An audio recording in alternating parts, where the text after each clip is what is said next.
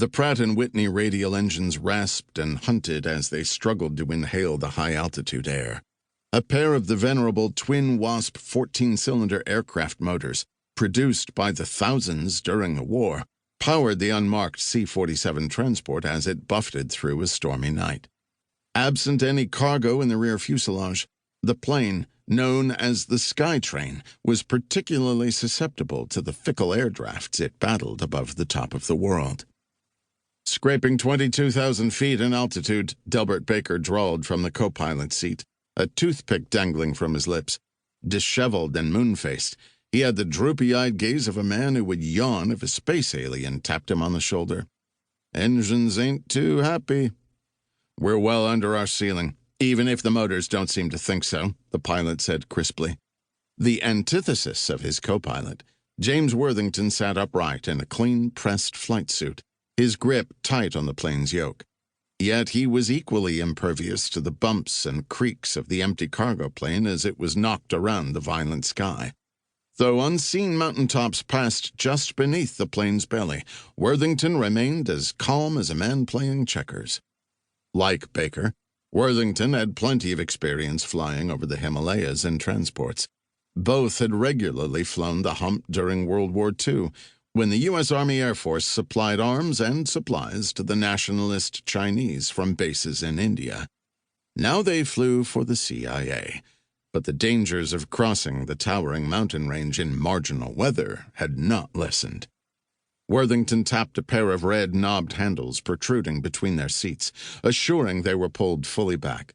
The throttle quadrant controlled the engine fuel mixture. They were set to their leanest settings for the crossing of the world's tallest mountain range.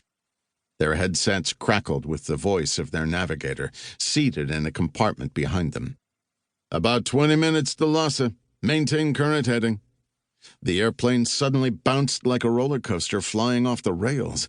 Baker glanced out his side window at a steady snowfall pelting the wings. "Hope our boys turn the lights on." Worthington nodded. "They'll be hiking across the Himalayas on their own if they don't." The plane soldiered on through the night, the pilots fighting sudden drafts that would send the craft hurtling upward. Less frequent but more precarious were the sharp downdrafts that struck without warning. Soon they approached their target, and Worthington began descending, knowing the highest peaks were now behind them. Through the cold black night, a handful of lights appeared on the ground, glowing like distant candles. "This must be the place," Baker said. The navigator provided a new heading, and Worthington adjusted their flight path, turning over the scattered lights of Lhasa. Tibet's historic capital, it was a colorful but dusty city that stretched along the narrow Kaichu River Valley at an imposing elevation of 12,000 feet. The country's one and only official airport lay 80 miles to the northeast, but Worthington had no intention of making a formal arrival in the Chinese-occupied territory.